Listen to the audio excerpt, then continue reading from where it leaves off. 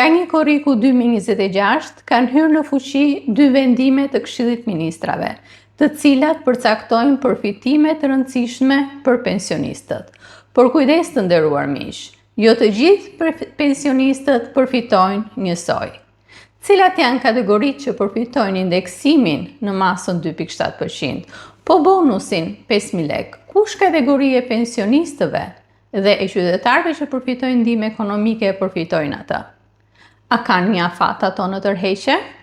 Të nderuar miq, në episodin e sotëm Takimet e Utën, unë do t'i shpjegoj në mënyrë shumë të thjeshtë cilat janë të drejtat tuaja dhe si t'jeni përfitues të indeksimit pensionit por edhe të bonusit. Dhe nga ana tjetër, do t'ju tregoj 4 elementet bazë, por shumë të rëndësishëm të bonusit që ju mundësojnë që juve të ruani dhe të përfitoni të drejtën që ka përcaktuar vendimi i Këshillit Ministrave.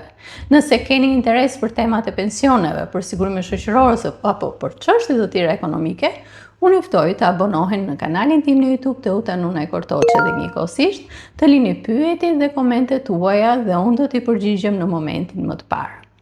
Të nderuar miq, duke filluar nga një korriku i vitit 2026, qeveria, përmes një vendimi të saj, indeksoi pensionet në masën 2.7%.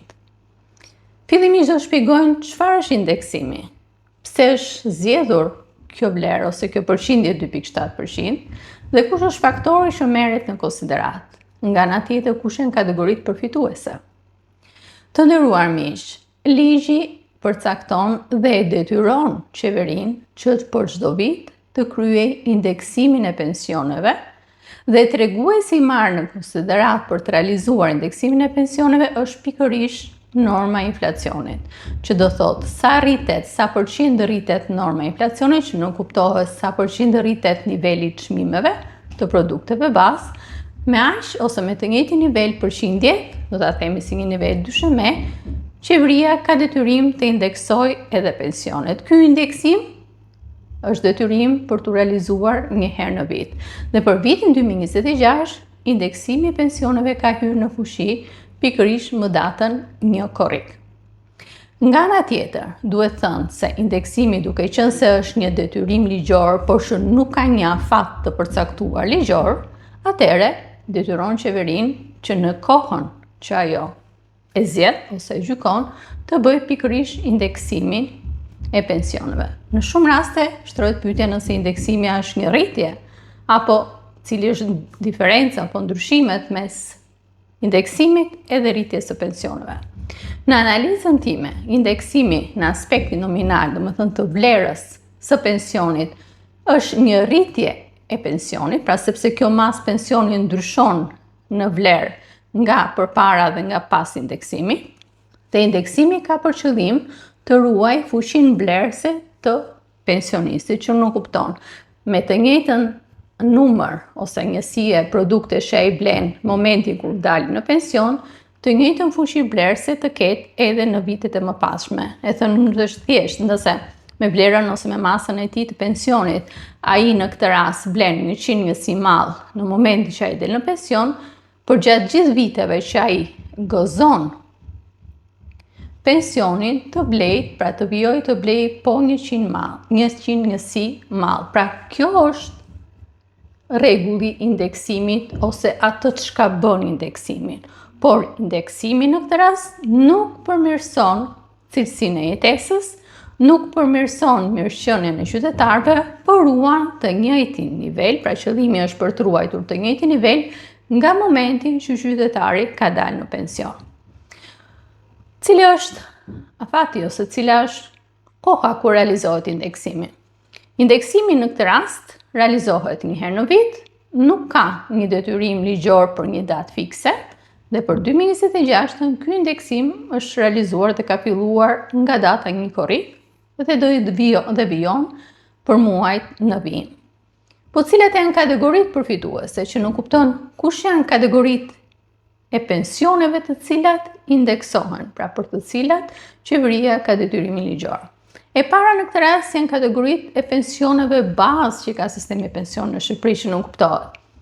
Pensioni i pleqërisë, së dyti kemi pensionin e invaliditetit dhe më tej pensioni familjar. Nga ana tjetër, indeksohet edhe pensioni social. Por njëkohësisht, indeksohen edhe kategori të tjera. Indeksohen trajtimet e veçanta, pra të gjithë ata qytetarë të cilët trajtohen nga Fondi i Sigurimeve Shoqërore me trajtimet veçanta dhe këtu në këtë rast kemi në konsiderat tek trajtimet e veçanta që bëjnë pjesë të gjithë ata individ kanë pasur statusin ose kanë qenë ushtarak, minator, ish-punonjës të industrisë ushtarake, por edhe kategori të tjera të njohura me ligj. Nga ana tjetër, indeksimi bëhet edhe për pensione suplementare dhe kategoritë që ligji njeh që përfitojnë pensione suplementare janë ushtarakët, funksionarët e lartë shtetëror, edhe profesorët apo kërkuesit shkencor në universitete.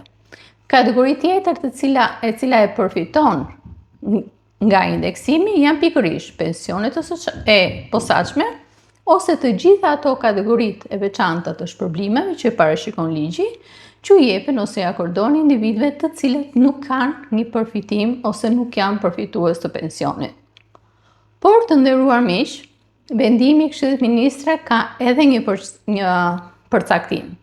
Të gjithë ata qytetarë të cilët e fitojnë të drejtën për të dalë në pension brenda datës 30 qershor të vitit 2026, edhe nëse ata përfitimi ose marrjen e pensionit të parë do ta kenë pas një korrikut, edhe ata në këtë rast do janë qytetarë të cilët masa e tyre pensionit kur të llogaritet nga Instituti i Sigurimeve Shoqërore do të indeksohet.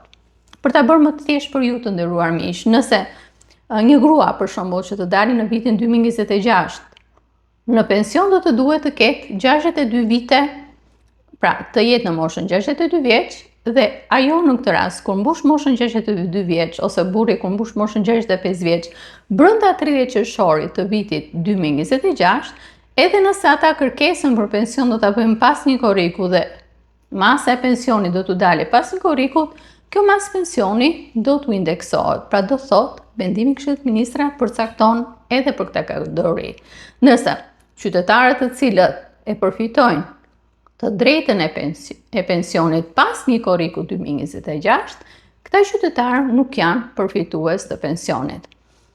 Por të nderuar miq, kur flasim për indeksimi, neve thamë që një nga pensionet që indeksohet është edhe pensioni social.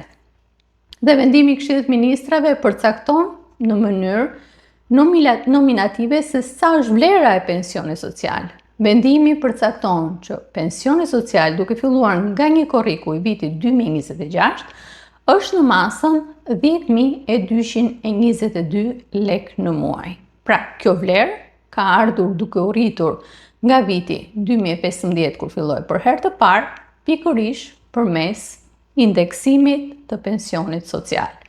Ky pension social është i rëndësishëm të nderuar miq, jo vetëm për të gjithë ata qytetarë të cilët nuk janë përfitues nga skema e pensioneve, por marrin vetëm një pension social kur mbushin moshën 70 vjeç dhe plotësojnë kriteret ligjore për ta përfituar atë, por është i rëndësishëm pasi ky pension social shërben edhe si bazë për llogaritjen e pensionit të pleqërisë, që në kupton pensioni i pleqërisë nuk mund të jetë më i vogël se pensioni social. Po të nderuar miq, në fillim unë ju thash që kemi dy vendime të Këshillit Ministrave dhe vendimi i dytë është ai pikërisht që përcakton një bonus ose një shpërblim për pensionistët. Po kush janë kategoritë që e përfitojnë atë dhe nga ana tjetër, a ka afat? Cilat janë rregullat? Pra çfarë do të thënie ka pjesa e bonusit?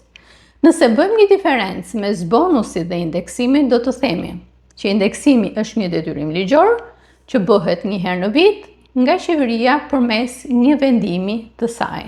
Ndërsa bonusi nuk është një detyrim ligjor, por është një politikë publike, sociale e zgjedhur nga qeveria për të asistuar dhe për të ndihmuar pensionistët, duke mos qenë një detyrim ligjor, atëherë është në kategorinë që unë kam quajtur një vullnet politik i qeverisë dhe vlera e këtij bonusi përcaktohet pikërisht në mënyrë në vullnetin e kësaj qeverie. Pra nuk ka një detyrim si në rastin e indeksimit që lidhet me normën e inflacionit.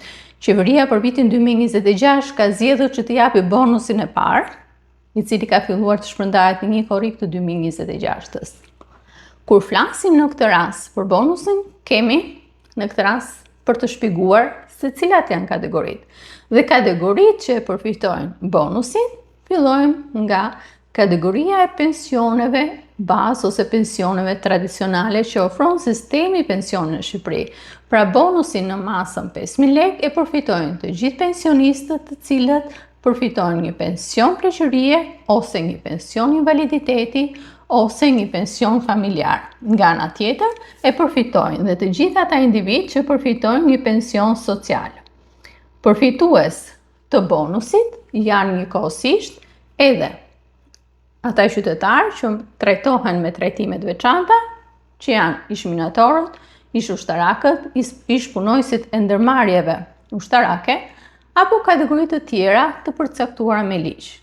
Nga ana tjetër, përfitues të një bonusi në vlerën 5.000 lekë e kanë njëkohësisht edhe qytetarët që përfitojnë pensionet posaçme ose shpërblimet e kategorive të ndryshme të përcaktuar me ligj, por nga ana tjetër këta qytetarë nuk janë përfitues të pensionit. Të një kategorie pensioni që ofron sistemi pensioni në Shqipëri. Po cilat janë 4 elementët e rëndësishëm që ju duhet të dini të nderuar miq për sa i përket bonusit. E para në këtë rast është afati. Neve shpjeguam që bonusi fillon të drejtën e tërheqjes nga data 1 korrik. Pra qytetari që shkon paraqitet pranë një banke të nivelit të dytë ose pranë postës shqiptare për të tërhequr pensionin e tij, mund të tërheqë edhe vlerën e bonusit 5.000 lekë. Por kujdes të nderuar miq, bonusi në ndryshim nga indeksimi ka një afat, që do thotë bonusin e verës ju keni të drejtë ta tërhiqni brenda datës 31 dhjetor 2026. Nëse ju nuk e tërhiqni brenda kësaj date, atëherë juve nuk do keni më të drejtë pas 1 janari 2027 të tërhiqni bonusin, dhe kjo bonus ose kjo vlerë e cila nuk është tërhequr nga qytetarët, nga pensionistët, rikthehet në buxhetin e shtetit. Një element i dytë shumë i rëndësishëm lidhet në këtë rast me faktin kur qytetari përfiton një ose më shumë pensione. Pra neve kemi qytetarë të cilët janë përfitues të një pensioni pleqërie, por nga ana tjetër përfitojnë edhe një pension social. Edhe një pension suplementar. Vendimi i Këshillit të Ministrave përcakton që ky bonus u jepet edhe individëve që janë përfitues të pensionit suplementar. Në këtë rast, vendimi që përcakton që nuk kemi 2 përfitime, që në këtë rast 2 bonuse, por një qytetar përfiton vetëm një bonus pavarësisht nga numri i pensioneve ose i vlerave masave të cilat ai përfiton. Dhe e treta, elementi i rëndësishëm në këtë rast lidhet pikërisht me shpërblimi që financohet nga fondi special që qeveria ka në Bankën e Shqipërisë, që quhet Fondi i Pensioneve. Pra të nderuar miq, këto paratë të cilat po shpenzohen për pagesën e bonusit ose të shpërblimit janë pagesa ose janë para të ardhura të cilat merren ose realizohen si shpenzim pikërisht nga kjo llogari speciale që qeveria ka në Bankën e Shqipërisë për pensionet. Dhe elementi i fundit në këtë rast, elementi 4 i rëndësishëm për sa i përket bonusit lidhet edhe me një fakt, që lidhet me kohën kur qytetari e fiton të drejtën e pensionit. Çfarë do thotë kjo? Një qytetar i cili e fiton të drejtën e pensionit brenda datës 30 qershor 2026, pra pavarësisht nga kategoria e pensionit që ai fiton të drejtën, ai në këtë rast automatikisht fiton edhe të drejtën e bonusit prej vlerës 5.000 lekë. Nëse një qytetar e fiton të drejtën për të përfituar pension pleqërie nga data 1 korrik 2026 mbrapa, ai nuk është përfitues i këtij bonusi. Të nderuar miq, ju shpjegova në mënyrë shumë të thjeshtë indeksimin e pensioneve, pensionit social, por edhe bonusit. Të treja këto janë elementë shumë të rëndësishëm. Ndryshimi themeltar në këtë rast mes një indeksimi dhe bonusi është pikërisht faktin që indeksimi është një detyrim ligjor, ndërsa bonusi është një vullnet i qeverisë. Por edhe pse kemi ndryshime, pra dy ndryshime, rritjen e masës pensionit, sërish në këtë rast, ky ndryshim, pra kjo rritje e masës pensionit është e pamjaftueshme për të përballuar kostot e jetesës, që do thotë ky indeksim nuk e ka përmirësuar cilësinë e jetesës së qytetarëve dhe sërish në fuqi blerëse ka ruajtur se ka lënë të njëjtat nivele. Nga ana tjetër, edhe pse kemi një të dhënë ose një shpërblim nga data një korrik ose një bonus siç njihet ndryshe, sërish në këtë rast kjo klasifikohet si një ndihmës në një kohë të caktuar, por sërish që nuk ndryshon mirëqenien e qytetarëve, pasi të ardhurat që përfitojnë nga pensioni janë të ardhurat të cilat nuk mundësojnë përballimin e kostove të jetesës nga qytetarët. Dhe në analizën time, them që qytetarët në këtë rast janë pensionistë nuk e kanë të mundshme që të përballojnë kostot e tyre të jetesës dhe njëkohësisht jetojnë me dinjitet me të ardhurat e pensionit. Por ata përballojnë kostot e jetesës vetëm në sajt të ndihmës që japin familjarët e tyre apo fëmijët e tyre, qoftë në emigrim, por edhe në Shqipëri. Ndaj në këtë rast mund të themi që edhe pse kemi një ndihmës nga ana e qeverisë, pra një politikë të dy fish sociale, indeksimin e pensioneve, por edhe bonusin, sërish në këtë rast kemi të bëjnë me pamjaftueshmëri për të përballuar kostot e jetesës. Dhe sërish në analizën time, qeveria ka zgjedhur politikën e bonusit për një arsye të vetme, sepse nuk ka zgjedhur politikën e rritjes së pensioneve.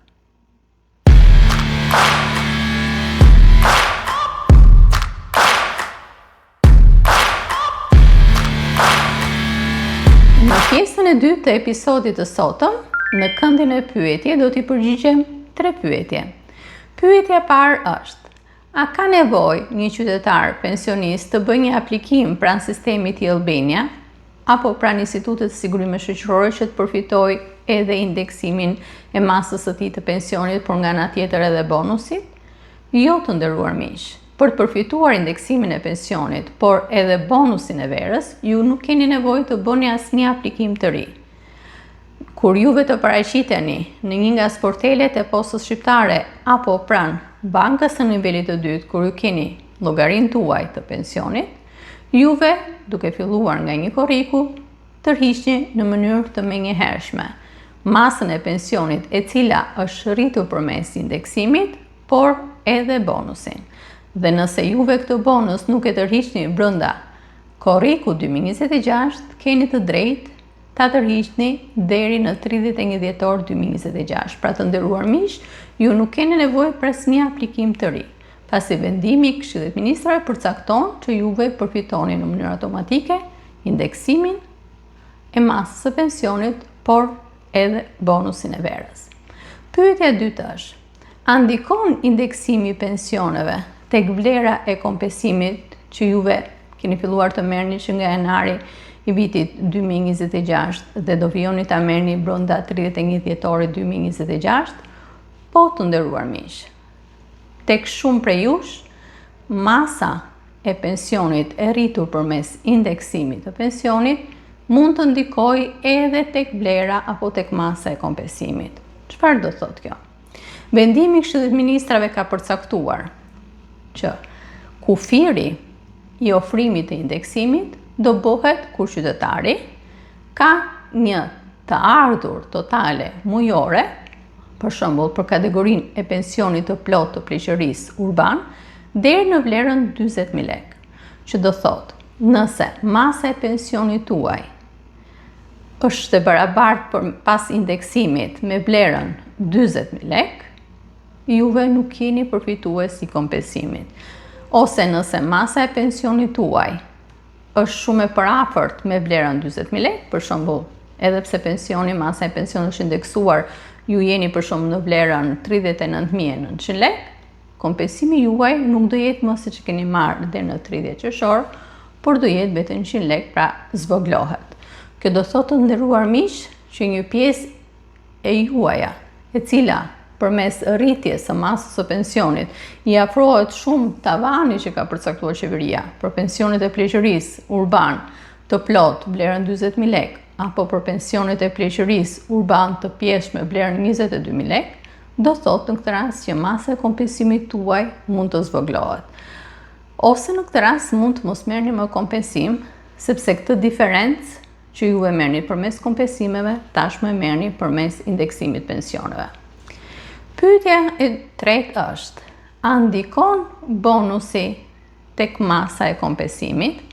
Të nderuar miq, vendimi i Këshillit të Ministrave kur ka deklaruar se kur ka dhënë të drejtën që qytetarit përfitojnë një kompensim, ka përcaktuar atë që njihet masa e pensionit dhe njëkohësisht e ardhura mujore e pensionistëve. Këto janë dy koncepte të ndryshme të nderuar miq, sepse kur flasim për masën e pensionit, flasim vlera e cila ju është përllogaritur si pasojë e viteve tuaja kontributive dhe e sasisë së kontributeve të derdhur. Kjo masë pensioni indeksohet vit pas viti. Kësaj mase të pensionit, ndër vite, qeveria shqiptare me vendime të ndryshme i ka shtuar edhe disa vlera shtesë që janë në formatin e kompensimeve, siç kemi kompensimin për energjinë elektrike, kompensimin për rritjen e çmimit të bukës dhe të tjera, dhe siç kemi edhe kompensimin e fundit që hyri në fuqi nga 1 janari i vitit 2026.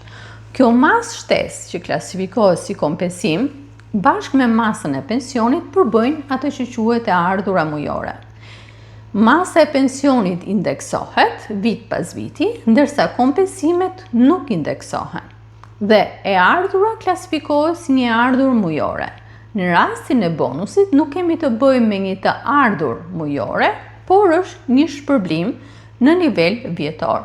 Ndaj në këtë rast, përfitimi i bonusit nuk ndryshon masën tuaj të kompensimit, pasi bonusi nuk hyn në kategorinë e të ardhurave mujore të pensionistëve.